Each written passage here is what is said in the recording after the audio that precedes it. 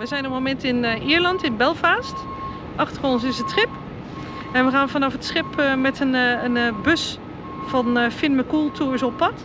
We gaan naar verschillende bezienswaardigheden in Ierland. Onder andere naar de Giant Causeway en naar het Titanic Museum. En ja, we gaan jullie daar wat beelden van laten zien. We zullen een link in de beschrijving zetten van de tour die wij een maand van tevoren hebben geboekt. Als eerste maken we een fotostop bij Dunluce Castle. Delen van Dunluce Castle zijn waarschijnlijk al in de 13e eeuw gebouwd. Er is een document van 1513 dat beschrijft dat het Dunluce Castle eigendom is van de Macquillan-familie.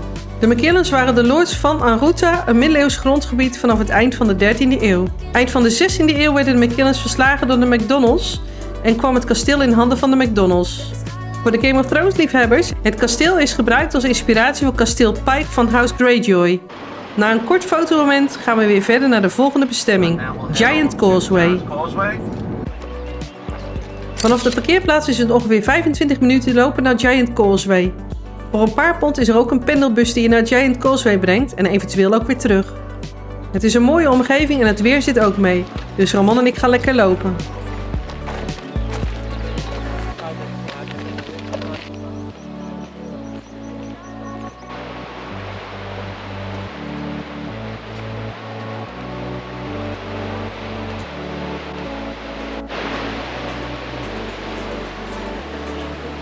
Hier zie je de pendelbus voorbij komen.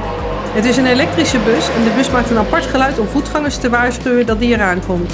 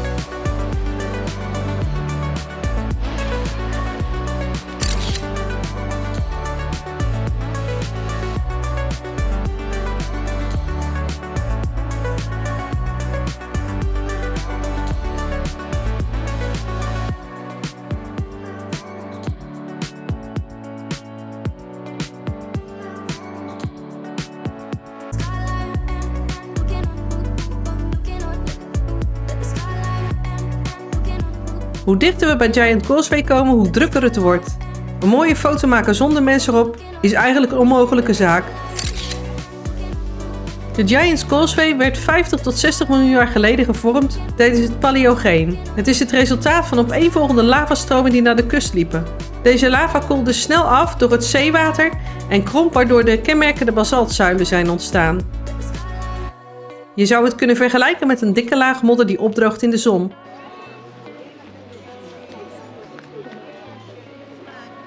De eerste Liquid Sunshine laat zich weer zien. Van mij had hij weg mogen blijven.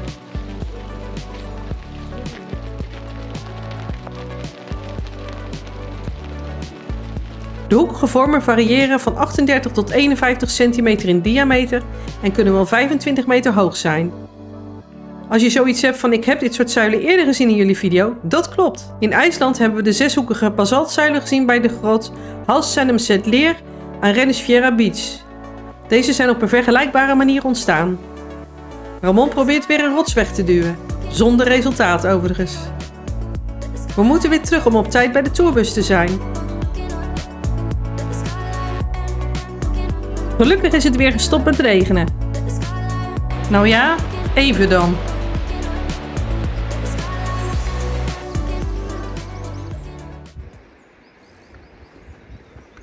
Een prachtige omgeving, vinden jullie ook niet?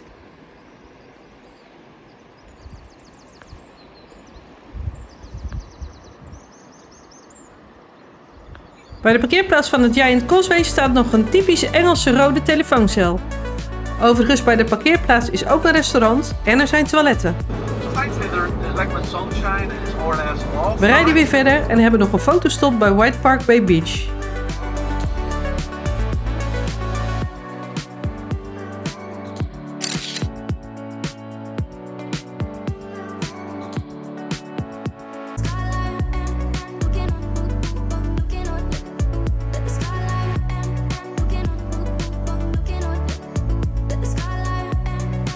We zijn weer ingestapt en rijden door naar de Dark Hatches. Deze prachtige beukenlaan werd in de 18e eeuw door de familie Stuart aangeplant. Het was bedoeld als een meeslepend landschapselement om indruk te maken op bezoekers die de ingang van een Georgische landhuis Gray's Hill House naderden. 2 eeuwen later zijn de bomen nog steeds een prachtig gezicht en zijn ze uitgegroeid tot een van de meest gefotografeerde natuurverschijnselen in Noord-Ierland. De iconische beukenbomen zijn in Game of Thrones gebruikt als de King's Road.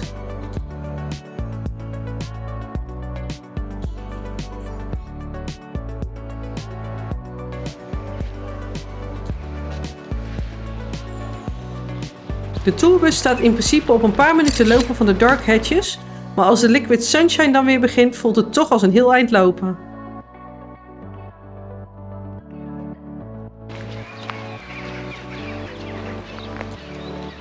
Snel de bus in en op naar het Titanic Museum in Belfast.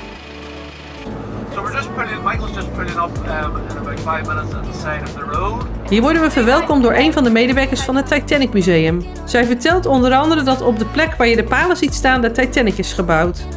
Buiten het Titanic Museum ligt ook de SS Nomadic. Dit goed gerestaureerde schip van de White Star Line kan je bezoeken met het kaartje van het Titanic Museum. Helaas hadden wij hier geen tijd meer voor.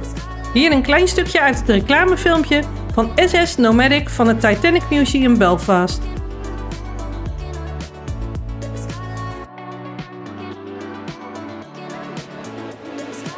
We gaan naar binnen. We krijgen 2 uur om het Titanic Museum te bekijken. Dit blijkt achteraf veel te weinig te zijn. Het museum is gigantisch en er is zoveel te zien en te lezen. Binnen het Titanic Museum is ook een attractie die je zou kunnen vergelijken met Droomvlucht in de Efteling of Peter Pan in Disneyland Parijs. In een karretje word je langs allerlei bezienswaardigheden geleid. Erg mooi gedaan. In het museum heb je ook dit. In een ruimte word je omringd door een aantal grote schermen en het is net alsof je in een soort open lift door de Titanic zweeft. Ook dit is erg mooi gedaan. Verder zijn er kamers van de Titanic nagemaakt op ware grootte en wordt er door projecties in de kamer een verhaal verteld. Er zijn zoveel mooie en interessante dingen te zien in het Titanic Museum. Zo jammer dat we maar 2 uur hebben en weer door moeten. Aan het einde van de tour krijgen we nog een kleine rondleiding langs de bezienswaardigheden van Belfast. Hier rijden we langs Belfast City Hall, het openbare stadhuis van de stad. En hier langs Queen's University.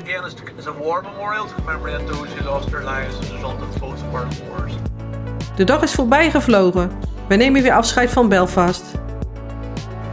Ramon en ik zouden graag nog een keer teruggaan naar Belfast. Niet alleen om terug te gaan naar het Titanic Museum, maar ook voor de andere bezienswaardigheden.